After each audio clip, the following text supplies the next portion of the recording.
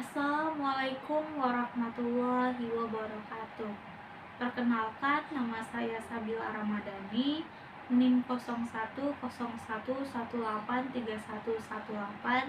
Saya dari program studi komunikasi penyiaran Islam C semester 7. Berikut ini saya akan menampilkan ceramah singkat saya dengan tema menjaga ukhuwah dalam perbedaan menurut ajaran Islam. Bismillahirrahmanirrahim. Alhamdulillahirabbil alamin wa bihi nasta'in ala umurid dunya waddin. Assalatu wassalamu ala asrofil anbiya'i wal mursalin wa ala alihi wa sahbihi ajma'in. Amma ba'du. Rabbi shrahli sadri wa yassir li amri wahlul 'uqdatam min lisani yafqahu qawli. Sesungguhnya Islam memiliki konsep yang sangat bagus di dalam membangun relasi antar manusia, yaitu konsep ukhuwah basyariah. Konsep ini mengacu kepada persaudaraan berbasis kemanusiaan. Basyari di dalam konsep generik disebut sebagai manusia, sedangkan ukhuwah dalam persaudaraan maka dalam pengertian generik, ukhuwah basyariah berarti persaudaraan dalam kemanusiaan. Jika kita runtut sebagaimana ajaran agama-agama Semitik bahwa manusia yang sekarang menghuni dunia ini adalah anak cucu Nabi Adam, baik agama Yahudi, Nasrani, dan Islam mengakui tentang keberadaan Nabi Adam alaihissalam. Sebagai manusia yang melahirkan manusia-manusia zaman kini, mungkin secara antropologi fisik bisa berbeda penilaiannya mengenai asal-usul manusia. Akan tetapi secara teologis, hampir seluruh agama Semitik mengakui hal ini. Sebagai manusia, maka secara fisikal sesungguhnya manusia berasal dari saripati tanah. Tidak ada yang menyangkal mengenai hal ini. Artinya bahwa manusia memang hakikatnya memiliki sumber potensi kehidupan, yaitu saripati tanah, yang kemudian menjadi sperma. Dan ketika bertemu dengan ovum, maka jadilah janin yang kemudian terus berkembang seperti kita sekarang ini. Melihat hakikat manusia yang sesungguhnya berasal dari sumber potensi yang sama, maka sudah seharusnya kita semua menjalin kehidupan berbasis kesamaan sumber potensi kemanusiaannya tersebut. Dengan demikian, maka tidak ada ras yang lebih unggul satu atas lainnya. Jika orang Israel menyatakan dirinya sebagai manusia terpilih dan kemudian orang Jerman menganggap etnisnya sebagai etnis yang unggul, maka sebenarnya tidak ada keterampilan suatu bangsa atau etnis atas lainnya, dan juga tidak ada satu bangsa atau etnis yang lebih unggul atas satu atau lainnya. Islam justru mengajarkan bahwa manusia memang diciptakan beretnis-etnis dan bersuku-suku, dengan harapan akan terjadi potensi saling memahami dan mengenal. Di dalam kenyataannya, untuk mengukur yang terbalik ternyata tidak mudah. Apakah orang Jawa yang kulitnya coklat jauh lebih baik dari orang Cina yang kulitnya putih? Ataukah orang Amerika Latin yang kulitnya kemerah-merahan? Ataukah bahkan orang Afrika yang kulitnya hitam?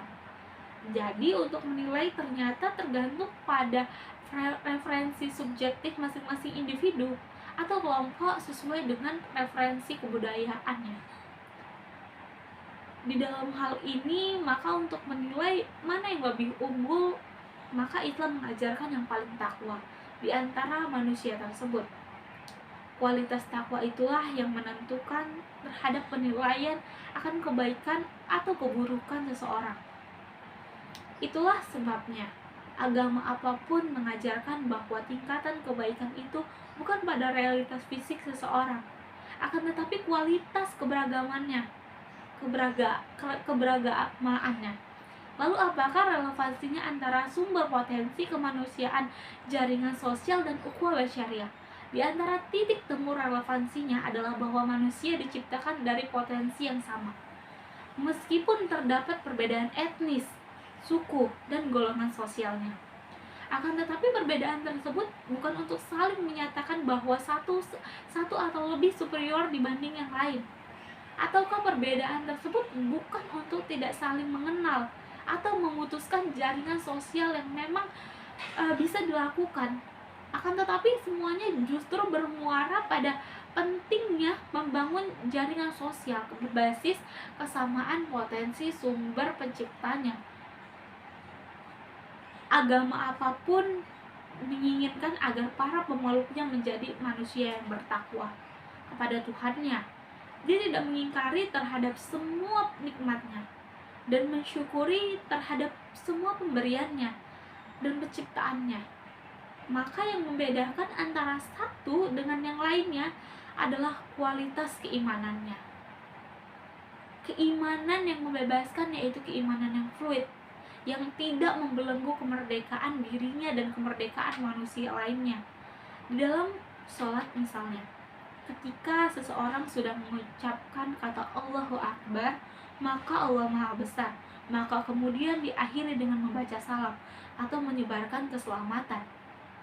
Ukhuwah Basyariah hakikatnya adalah membangun persaudaraan berbasis kemanusiaan, tidak atas dasar agama, suku, etnis, dan penggolongan sosial. Akan tetapi berbasis pada kemanusiaan itu sendiri, yaitu mengakui atas hak dan kewajibannya sebagai manusia yang membutuhkan untuk memenuhi hasrat kemanusiaannya, yaitu kebutuhan biologis, sosial, dan integratif. Tidak hanya butuh makan, persahabatan, akan tetapi juga butuh rasa berkebutuhan yang bisa menjadi sangat variatif, tergantung pada sistem keyakinannya. Dengan demikian, untuk membangun ukhuwah basyariah, maka yang diperlukan adalah adanya kesamaan pandangan bahwa manusia memiliki perbedaan, dan perbedaan bukan menjadi penghalang mengedepankan kerukunan dan keteraturan. Mungkin hanya itu yang dapat saya sampaikan. Billahi taufiq wal hidayah. Wassalamualaikum warahmatullahi wabarakatuh.